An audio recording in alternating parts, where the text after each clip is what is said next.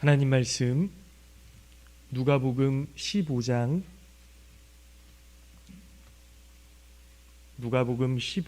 17절부터 24절까지 말씀 보도록 하겠습니다. 신약성경 121쪽 누가복음 15장 17절부터 24절까지 말씀.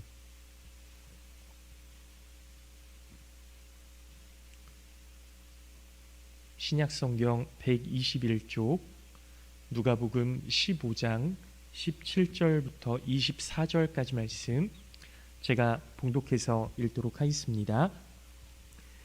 이에 스스로 돌이켜 이르되 내 아버지에게는 양식이 풍족한 품꾼이 얼마나 많은가. 나는 여기서 주려 죽는구나. 내가 일어나 아버지께 가서 이르기를 아버지, 내가 하늘과 아버지께 죄를 지었사오니 지금부터는 아버지의 아들이라 일컬음을 감당하지 못하겠나이다. 나를 품꾼의 하나로 보소서 하리라 하고 이에 일어나서 아버지께로 돌아가니라. 아직도 거리가 먼데 아버지가 그를 보고 측은히 여겨 달려가 목을 안고 입을 맞추니 아들이 이르되 아버지, 내가 하늘과 아버지께 죄를 지었사오니 지금부터는 아버지의 아들이라 일컬음을 감당하지 못하겠나이다 하나 아버지는 종들에게 이르되 제일 좋은 옷을 내어다가 입히고 손에 가락지를 끼우고 발에 신을 신기라. 그리고 살진 송아지를 끌어다가 잡으라. 우리가 먹고 즐기자. 24절 말씀 합독하겠습니다. 이 내 아들은 죽었다가 다시 살아났으며 내가 잃었다가 다시 얻었노라 하니 그들이 즐거워하더라. 아멘. 할렐루야. 네, 오늘 예배에 나오신 우리 모든 성도님들 주님의 이름으로 환영하고 축복합니다. 오늘 특별히 어버이 주일인데요. 우리 부모 되신 우리 모든 성도님들 하나님의 은혜와 사랑으로 지금까지 지켜주셨고 또 맡겨주신 사명을 잘 감당하신 줄로 믿습니다. 수고하셨고 하나님의 은혜와 사랑이 그 가정에 우리 성도님들의 마음속에 가득하실 수 있기를 예수님의 이름으로 축원합니다. 오늘 말씀 탕자의 비유인데요. 탕자의 비유 우리가 너무나도 잘 알고 있는 말씀이죠. 하나님께서 우리에게 값없이 베푸신 은혜를 더없이 잘 표현해 주신 그런 말씀입니다. 오늘 말씀의 제목은 아버지께로 돌아가니라. 이러한 제목으로 함께 은혜를 나누려고 하는데 아버지께로 돌아가니라. 우리의 참 부모님 되신 아버지께로 우리가 돌아가야 한다라는 말씀을 드리고 싶은 거예요. 우리가 지금 사실 부모의 역할을 감당하고 있지만 자녀들이 장성해서 가정을 이루고 정말 자기 할 일 다 하면서 이제 더 이상 부모가 필요 없다라고 생각할 수도 있지만 자녀들의 입장에서는 그럼에도 불구하고 부모된 입장에서는 자녀들을 마음에 품고 기도하고 사랑으로 돌보고 여전히 밥은 먹었을까? 애들은 잘 크나? 이런 마음을 계속 품고 있잖아요. 우리 아버지 역시도 마찬가지이신 거죠. 하나님 아버지 역시 우리가 무엇을 하든 어디를 가든 어떤 상황에 처해 있든 여전히 우리를 기억하시고 아버지께로 돌아오기를 기다리시고 하나님의 말씀 가운데 설 수 있는 참 그리스도인이 되기를 바라고 계신다라는 말씀이죠. 여러분, 아버지께로 돌아가니라 라는 이 말씀은 사실 우리 신앙생활의 궁극적인 목표라고 생각을 합니다. 예수 그리스도의 길을 따르는 제자의 삶, 이것이 바로 아버지께로 돌아가는 것이고 여기에 기독교 신앙의 모든 것이 들어있다고 해도 과언이 아닌 거예요. 사랑하는 성도 여러분, 우리 모두 아버지께로 예수 그리스도께로 돌아가는 삶을 살아가시기를 예수님의 이름으로 축원합니다. 첫 번째로 아버지께로 돌아가야 하는 이유가 뭐냐면요, 이 세상의 그 무엇도 우리에게 진정한 생명, 참 생명, 이 생명을 줄 수 없기 때문에 아버지께로 돌아가야 하는 겁니다. 아버지께로 돌아가야만 우리의 삶 속에, 우리의 인생 가운데 참 생명이 넘쳐나게 되는 거죠. 여러분, 한 아버지에게 두 아들이 있었습니다. 그 둘째 아들이 아버지께 재산의 절반을 요구하는 거예요. 내가 받을 몫을 요구하는 겁니다. 왜냐하면 아버지 밑에서 형과 함께 사는 삶이 자신에게는 만족으로 다가오지 않는 거였거든요. 행복하지 않았던 거거든요. 대부분의 사람들은 자신이 정말로 행복할 때, 행복을 느낄 때 살아있다라고 생각을 하지 않습니까? 내가 정말 맛있는 걸 먹으면서 정말 행복하다, 내가 살아있구나, 뭐 이런 생각을 하기도 하고요. 내가 하고 싶은 일들, 내가 정말 소원했던 것들, 이런 것들을 마음속에 품고 행할 때 정말 행복하구나, 살아있길 잘했구나, 뭐 이런 생각을 한다는 거죠. 고통 속에 살아있다고 느끼는 사람은 사실 별로 없습니다. 차라리 이 세상 빨리 끝내고 하나님 나라 들어갔으면 좋겠다, 빨리 이번 인생 마무리하고 싶다, 뭐 이렇게 생각하는 사람이 대부분이죠. 이 둘째 아들도 역시 마찬가지였던 겁니다. 아버지와 형과 함께 사는 삶이 행복하지 않아서 내게 돌아올 분깃, 재산의 일부, 어차피 나에게 물려주실 것 지금 주십시오, 이렇게 요구한 거예요. 내가 하고 싶은 거 다 하면서 살고 싶으니까요. 지금은 뭐 아버지 집에서 양이나 쳐야 되고 형 심부름이나 하면서 이렇게 살고 싶진 않은 거예요. 지금도 그렇고 예전에도 그랬지만 사람들은요, 물질이 풍족하면 행복할 것이라고 느끼는 사람들이 많습니다. 이게 내가 돈이 많으면 행복해질 거야, 이렇게 생각하는 사람들이 거의 대부분일걸요. 하지만 정말로 그렇습니까? 그렇지 않죠. 물질이 풍족하면 마음의 진정 행복이 있을까? 물론 물질로 인해서 어느 정도의 행복은 내가 누릴 수 있어요. 하지만 그 행복의 근원이 물질에 있다면 그 행복은 이미 영원한 것이 아닙니다. 왜냐하면 계속 벌어야 되거든요. 계속 가지고 있어야 되거든요. 이건 뭐 내가 쓰면 없어지는 거니까요. 영원한 것이 아니지 않습니까? 오늘 말씀에 나온 것처럼 둘째 아들은 그 재산을, 아버지께 물려받은 그 엄청난 재산을 다 가지고 나왔지만 자기가 쓰고 싶었던 곳, 하고 싶었던 일에 모두 허비하고 결국엔 거지가 되어버렸어요. 물질이 없어지자 행복이 사라졌습니다. 물질이 없어지자 생명도 없어졌습니다. 둘째 아들이 돈을 가지고 성실하게 살려고 노력했을까요? 아니죠. 말씀에는 그 둘째 아들이 허랑방탕했다, 이렇게 말씀하고 있습니다. 세상의 즐거움과 평안 역시 세상의 유한한 물질에서부터 시작되었기 때문에 유한할 수밖에 없는 거예요. 한계가 있는 겁니다. 어떻게 유한한 것이 무한한 즐거움과 평안을 낳을 수 있겠습니까? 오직 영원하시고 무한하신 하나님께로부터 오는 그 즐거움과 평안, 그 기쁨만이 무한할 수 있음을 여러분 믿으시기 바랍니다. 둘째 아들은 그래서 결국 돼지우리에 있는 쥐엄 열매까지 넘보는 신세가 되고 말았어요. 돈이 다 떨어지고 나니까 뭘 먹어야 되겠는데 내가 가진 것은 없고 먹을 것은 없으니 이 돼지우리의 그 쥐엄 열매를 좀 먹으려고 돼지우리까지 들어간 것 아닙니까? 그러면서 생각한 것이 내 신세가 너무 안타까우니까 우리 아버지 밑에 있는 그 하인들은, 종들은 그래도 먹을 것이 풍족했던 것이 기억이 난 거예요. 그래서 아버지께로 돌아가야 되겠다, 이 생각을 한 거죠. 그 아버지는 돌아온 아들을 부여잡고 내 아들이 죽었다가 살아났구나, 이제 드디어 내 아들이 돌아왔구나, 그 기쁨을 감추지 못하시고요, 그 아들에게 가락지를 끼우고 새로운 신을 신기고 옷을 갈아입히고 잔치를 베푸는 거죠. 사랑하는 성도 여러분, 아버지께로 돌아가면 영원한 생명이 있습니다. 아버지께로 돌아가면 영원한 행복이 있습니다.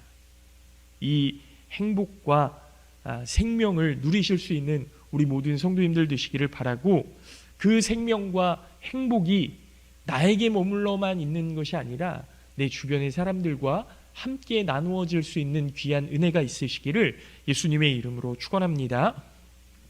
두 번째로 아버지께로 돌아가야 되겠다, 아버지께로 돌아가야 한다, 이 이유가 뭐냐면요, 그분이 우리의 희망이 되시기 때문에 그렇습니다. 아버지만이 우리의 희망이 되시는 거예요. 여러분, 이 둘째 아들이 돈을 다 허랑방탕하게 허비하고 난 다음에 유일한 희망이 뭐였냐면, 아버지께로 돌아가면 혹시 나를 종으로 써주시지는 않을까, 이런 희망을 갖고 있는 거죠.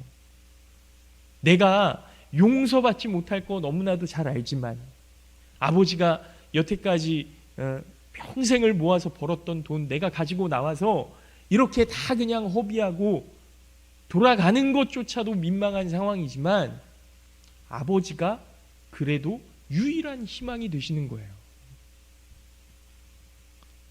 둘째 아들이요, 아버지께로부터 받은 재산을 자신의 꿈을 이루는데 사용하려고 그렇게 받아서 사용을 했습니다. 둘째 아들의 희망이 뭐였냐 하면요, 자유였어요. 자유. 내 맘대로 살고 싶다. 그런데 그 자유가 내 맘대로 사는 방종으로 그치고 말았던 거죠. 그 꿈을 이루었습니까? 내가 내 힘으로 자유를 얻어야지 했는데 그 자유가 완전히 그냥 다 산산조각이 나버렸어요. 그 물질로 인했던 자유가 한계에 이르러 버리니까, 물질이 없어지니까 또다시 구속되고 말았던 거죠. 돈에 구속되었던 삶을 살 수밖에 없었던 겁니다. 자유라고 말하기에는 뭔가 부족한 거죠. 아무것도 생각하지 않고 내 맘대로 내 기분대로 살아갔던 것, 이것을 우리가 자유라고 부를 수 있습니까? 하지만 둘째 아들은 내 마음대로 살 수 있다, 간섭받지 않아도 된다, 이런 희망을 품고 아버지께 돈을 받아서 뛰쳐나온 거예요. 자신이 가지고 있던 희망대로, 그 꿈대로 살 수 있게 되었지만 결국엔 돈의 노예가 되었었던 거죠. 결국 그는 불행하게 되었습니다. 물론 처음에는 꿈이 이루어진 것처럼, 희망이 현실이 된 것처럼 느꼈을지 몰라요. 그러나 재산이 떨어지고 흉년까지 겹치게 되어서 먹을 것이 사라지고 나니까 그 희망, 그 꿈이 헛된 것이었음을 깨닫게 되는 거죠. 그리고 이야기합니다. 아버지께로 돌아가야 되겠다. 여러분, 둘째 아들에게 친구가 없었을까요? 돈 쓸 때 많았을 거예요. 이 둘째 아들 주변에 그를 받아주고 위로해주고 뭐 이랬던 사람들 많이 있었을 겁니다. 하지만 돈이 떨어지면서 사람들이 그 주변에서 점점 떨어져 나가기 시작하는 거예요. 여러분, 아무리 친한 친구도요, 나 돈 좀 꿔줘 그러면 떨어져 나가더라고요. 다 경험해 보셨잖아요. 그래서 마지막으로 아버지를 떠올린 겁니다. 혹시 아버지는 나를 받아주시지 않을까? 이제 아버지께로 돌아가야 되겠다. 그렇게 결단할 수밖에 없었던 거죠. 여러분, 위르겐 몰트만이라고 그 독일의 유명한 신학자가 계시는데요. 돌아가셨는데, 이 몰트만이라는 분이 그 세계 2차 대전 막바지에 독일군으로 참전하게 됐습니다. 그러니까 여러분, 세계 2차 대전에서 일본과 독일이 완전히 패망하잖아요. 전범 국가라는 그 불명예스러운 그런 왕관을 쓰게 되는 것 아닙니까?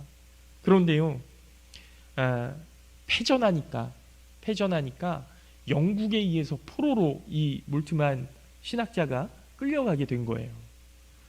전쟁 가운데 살아남아서 1943년부터 1948년까지 5년 동안 수용소에서 지내야 됐는데, 이 5년 동안의 포로 생활에서 몰트만이 괴로워하고 힘들어했던 것은 전쟁 포로들이 감내해야 되는 정말 열악한 상황과 환경이 아니라 포로 수용소 안에 걸려있던 아우슈비츠 수용소의 사진이었다고 이야기해요. 독일군이 600만 명의 그 유대인들을 아우슈비츠에서 그냥 다 학살하잖아요. 실험해서 막 죽이고 하잖아요. 근데 그 사진을 독일군들이 있는 그 포로 수용소에 다 붙여놨던 거예요. 너네 이거 보고 느끼는 거 없냐? 너네가 이렇게 끔찍한 짓을 저질렀는데 느끼는 거 없냐? 좀 봐라, 너희들이 한 짓을. 이런 마음으로 붙여놨겠죠. 몰트만이 유대인의 시체가 산처럼 쌓여있는 모습을 담고 있는 그 사진을 보면서 탄식했습니다. 우리가 이것을 위해 그렇게 싸웠단 말인가? 회의적으로 변한 거죠. 그리고 몰트만이 그것 때문에 심각한 우울증과 죄책감에 시달려야만 했다는 거예요. 그런 몰트만을 건져준 것이 있는데 두 가지가 있었답니다. 하나는 어떤 군목이 전해준 작은 성경책. 그는 그 성경책을 통해서 다윗의 참회 시편과 예수님의 고난 사건을 읽으면서 인간의 가장 어두운 죄와 고통에 참여하셔서 그 인간을 붙들고 위로하시는 하나님을 발견했다. 그렇게 고백해요. 또 다른 하나는 뭐였냐면 적군이죠. 영국군의 포로가 된 거잖아요. 이 영국군이 자기에게 굉장히 친절을 베풀더래요. 성경책과 이 영국군이 베풀었던 친절. 그들은 독일군 포로들을 적이나 죄인이 아니라 형제로서 대접해 주었다고 합니다. 특히 영국군이 독일군 포로들을 어느 기독교 단체 집회에 초청해서 그들과 함께 더불어 먹고 마시고 대화를 나누고, 그때 몰트만이 느꼈던 게 뭐였냐면 너무나 많이 울었대요. 그리고 영국 군인들과 깊은 포옹을 나누었다는 겁니다. 그 포옹이 몰트만을 우울증과 죄책감에서부터 해방시켜 주었고 참 사람으로 회복시켜 주었다. 이렇게 고백합니다. 이때 몰트만은 희망이라는 것을 깨닫게 되었는데, 이 희망은 인간에 대한 것이 아니라 하나님에 대한 것이었다. 그래서 위르겐 몰트만 하면 그 위르겐 몰트만이라고 하는 그 신학자의 밑에 붙는 별명이 있는데요. 그 별명이 바로 희망의 신학자라고 이야기해요. 희망의 신학자. 그러니까 작은 성경책 하나 때문에, 그리고 영국 군인이 나에게 베풀어 줬던 그 친절 때문에, 아, 사람이 희망이 아니구나. 사람으로 하나님 나라가 이루어지는 게 아니구나. 우리의 희망은 오직 한 분 하나님이시구나. 그 하나님께서 인간들에게 희망을 갖고 계시고, 인간들은 하나님으로부터 그 구원해 주시는, 용서해 주시는, 사랑해 주시는 하나님으로부터 희망을 얻게 되는 것이구나. 이렇게 몰트만이 이야기한 거예요. 여러분, 몰트만이 쓴 책 가운데에서 그 희망에 대한 일부분을 제가 한번 읽어드리겠습니다. 우리가 희망하는 최종적인 근거가 우리가 바라고 소원하고 기다리는 대상이 있는 것은 결코 아닙니다. 그것은 우리에게 바라시는 분이 계시고 우리에게 소원을 두시는 분이 계시다는 사실, 그리고 우리를 기다리는 분이 계시다는 사실에 있습니다. 여러분, 희망은요, 우리가 기다리는 존재가 아니라는 거예요. 우리가 기다리는 존재, 뭐 돈이 될 수도 있고요, 명예가 될 수도 있고 권력이 될 수도 있는 것 아닙니까? 여러분, 요즘 이제 6월 3일에 대통령 선거가 있는데 대통령 선거에 나온 이제 대통령 후보들, 이 후보들이 대통령이라는 자리를 정말 갈망하고 소원하고 그러고 있을 거 아니에요? 그런데 정말로 그 자리가 희망이냐? 그렇지 않다는 거예요. 내가 기다리는 것이 희망이 아니라는 거예요. 우리에게 있어서 희망은 뭐냐? 나를 기다리고 계시는 분이 있으시다. 나를 원하고 계시는 분이 있으시다. 나를 필요로 하고 계시는 분이 있으시다. 이 사실이 우리에게 희망이 된다는 거죠. 내가 돌아갈 곳이 있구나. 나의 어떤 연약하고 부족하고 죄악됨 이런 모습에도 불구하고 여전히 나를 사랑하시고 나를 기다려주시고 나를 아껴주시는 분이 계시구나. 사랑하는 성도 여러분, 희망은 우리가 바라고 소원하고 기다리는 이것이 아니고요. 희망은 하나님께서 우리 각자에게 원하시는 계획이고 우리를 향한 계획을 가지고 계신 하나님 그 자체이고 그 계획을 이루기 원하셔서 끝까지 우리를 기다려주시는 하나님이 계시다는 사실, 이것이 우리의 희망임을 믿으시기 바랍니다. 하나님께서 우리를 향해 희망을 가지고 계시기 때문에 우리는 하나님께로 돌아갈 수 있는 것이고요. 살아날 수 있다는 희망을 가질 수 있는 것이고요. 참 평안과 참 기쁨을 누릴 수 있다는 희망을 갖고 있는 겁니다. 바라기는 우리 모든 성도님들이 희망을 주시는 하나님 아버지께로 돌아오실 수 있기를 예수님의 이름으로 축원합니다. 마지막으로 아버지께로 돌아가야 하는 이유가 뭐냐면요, 우리를 차별하지 않으시고 받아주시기 때문에 그런 거예요. 우리의 희망이 되신 하나님과 비슷한 맥락이긴 하지만요, 우리를 차별하지 않고 받아주신다. 여러분, 이게 얼마나 놀라운 사건인지 모릅니다. 오늘 본문에 아버지의 둘째 아들이 주인공처럼 나오는데요, 그 다음 부분을 보면요, 첫째 아들에 대한 이야기가 나오죠. 이 첫째 아들은요, 밭에 있다가 평소처럼 집에 돌아왔는데 집에 거의 다 가까이 왔는데 집안이 막 시끌시끌하고 잔치가 벌어진 듯한 소리가 들리는 거예요. 그래서 종을 불러다가 도대체 무슨 일이냐, 집안에 무슨 일이 생긴 거냐 이렇게 물어봤습니다. 그랬더니 당신의 동생이 돌아와서 아버지가 살진 송아지를 잡았다 이렇게 이야기를 해주는 겁니다. 첫째 아들이 이 이야기를 듣고 화가 나서 집으로 들어가지 않는 거예요. 화가 나서 아버지께로 돌아가지 않는 거예요. 그런데 아버지가 나와서 첫째 아들을 향해 같이 잔치에 참여하자, 같이 들어가자, 네 동생 돌아온 게 기쁜 일 아니냐 이렇게 이야기하면서 권면해 주시는 거죠. 여러분 생각해 보면 첫째 아들은요, 아버지가 둘째 아들 기다리고 계시다는 사실을 너무나도 잘 알고 있었을 거예요. 왜냐하면 맨날 보이거든요. 아버지가 저렇게 근심하고 걱정하고 언제 아들이 돌아오지는 않을까 멀찌감치 이렇게 내다보고 있고, 그러면 아버지의 입장에서 동생이 빨리 돌아오기를 함께 기다려주고 돌아왔을 때 함께 기뻐하는 것이 이 첫째 아들이 가져야 하는 마음 아니었을까요?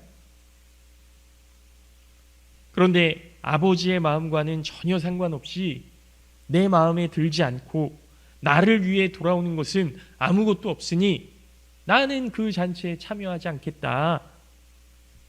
이렇게 나만 생각하는 겁니다. 나만. 여러분 그렇죠? 자식들이 나만 생각하죠? 저도 그런 것 같아요. 저도 자식이지만 저만 생각하는 것 같아요. 어쩌면 모든 자식들의 솔직한 마음이 이런 마음일지 모릅니다. 아니, 아버지, 어머니, 어떻게 저 동생만 잘해주나요? 어떻게 저 형만 그냥 큰아들이라고 그렇게 사랑해 주시나요? 전 뭔가요? 네? 이게 부모로서 좀 자식으로서 솔직한 마음이잖아요. 그런데 아버지는요, 제가 자식일 때는 좀 그랬었는데 부모가 되어 보니까, 아빠가 되어 보니까 이 말씀 속에서 아버지의 마음이 조금 느껴지는 것 같은 거예요. 진짜 동생이 돌아온 것만으로 잔치를 베풀었을까요? 아니었을 거예요. 동생이 돌아왔으니 여태까지 수고했던 아들, 큰아들, 아유 내가 큰아들한테 신경 써주지 못했던 것들, 옆에서 그냥 둘째 아들 걱정만 하고 있었던 것들 그냥 다 미안했을 겁니다. 그렇지 않으세요? 그래서 돌아왔으니 이제 다 털고 우리 같이 한번 시작해보자, 우리 집안 이제 다시 한번 일으켜보자, 이런 마음으로, 새 마음으로 시작하기 위해서 잔치를 베풀었던 거 아닐까요? 근데 큰아들 마음은 그런 게 아닌 거예요. 아이고 저 나쁜 놈 돌아왔다고 나는 아버지 옆에서 그렇게 고생을 했는데 나를 위해서는 뭐 염소 새끼 하나 잡아주지 않더니 그 둘째 돌아왔다고 송아지를 잡네 하면서 억울해하고 분해하고 짜증내고, 결국은 아버지 저 그 잔치 안 참여합니다. 저 위한 거 아니잖아요. 여러분, 동생이 돌아온 사건은요, 집안에 큰 근심이 사라졌다는 거예요.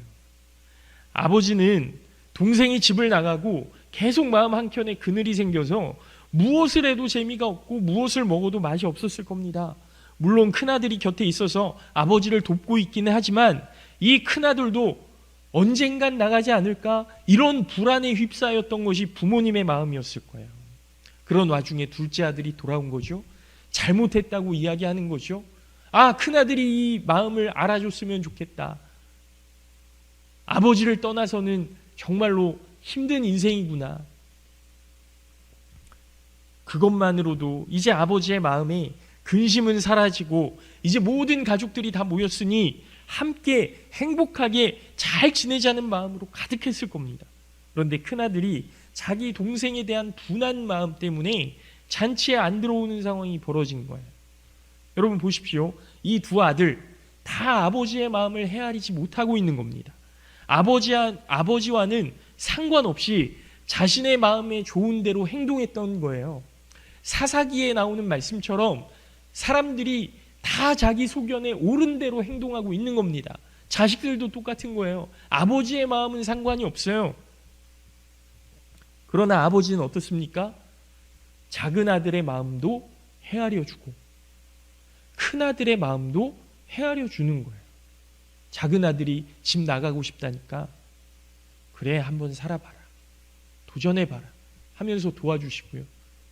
돌아왔을 때도 아유 그래 네가 어떻게 여기까지 오는데 얼마나 큰 용기가 필요했겠냐, 그래도 너 내 아들이다, 그 마음을 헤아려주고, 큰아들이 분한 마음에 저 잔치 들어가지 않을래요 할 때도 일부러 찾아 나와 주셔서 야 그래도 네 동생 아니냐 위로해 주시고, 다시 한번 우리 한번 잘 해보자, 너 아들이 돌아왔으니, 네 동생이 돌아왔으니 네 죽었던 동생이 살아온 것 너무나 기쁜 일 아니냐, 이 기쁨과 즐거움을 함께 누리자 하면서 설득하고 다시 데리고 돌아와서 정말 이 가정이 평안한 가정으로 기쁨과 즐거움을 누릴 수 있는 가정으로 하나 되기 위해서 그렇게 설득해가고 헤아려 주시는 것 아닙니까? 너는 이렇게 했으니 내 아들 될 자격 없다, 넌 이렇게 했으니 잔치에 들어오지 마라, 이렇게 재판관처럼 판결하지 않으시고 아버지의 마음으로, 사랑의 마음으로 내가 너를 사랑하고 있으니, 내가 너를 기다리고 있었으니 자 이제 나와 함께 들어가서 기쁨과 즐거움을 같이 누리자, 이렇게 말씀해 주시는 거예요. 이 사랑에는 차별이 없는 겁니다. 이 은혜에는 어떠한 조건도 없는 겁니다. 하나님은 우리에게 지금도 아무런 조건 없이 차별 없이 하나님 나라에 함께 들어올 것을, 그 즐거움과 기쁨을 함께 누릴 것을 말씀해 주고 계심을 믿으시기 바랍니다. 우리가 나만 생각하는 것이 아니라 이제 아버지의 마음을 헤아릴 수 있는 참 아들, 참 제자, 이 마음을 품고 아버지는 여전히 나를 사랑하신다는 믿음이 있으면 아버지께로 돌아갈 수 있는 길이 열리는 거죠. 바라기는 우리 모든 성도님들이 차별 없이 우리를 받아주시는 아버지, 그 아버지를 기억하심으로 아버지께로 돌아오실 수 있기를 예수님의 이름으로 축원합니다. 이제 말씀을 마칩니다. 하나님 아버지는 지금도 기다리고 계십니다. 하나님께서 우리를 기다리신다는 사실이 우리에게 가장 강력한 힘이고 가장 강력한 희망임을 믿으시기 바랍니다. 하나님은 우리의 모든 삶의 모습들을 참으시고 우리에게 시간을 허락하시고 결국 우리에게 미래를 주시는 분이시에요. 하나님은 그분의 피조물이 하나님께로 돌아오기를 바라십니다. 바라기는 우리 모든 성도님들이 아무런 조건도 없이 받아주시는 하나님께 소망이 있음을 기억하시고 아버지께로 돌아온 둘째 아들처럼 다시 아버지께로 아버지의 잔치에 참여했던 첫째 아들처럼 하나님께로 돌아오시는 우리 모든 성도님들 되시기를 예수님의 이름으로 축원합니다. 잠깐 기도하겠습니다.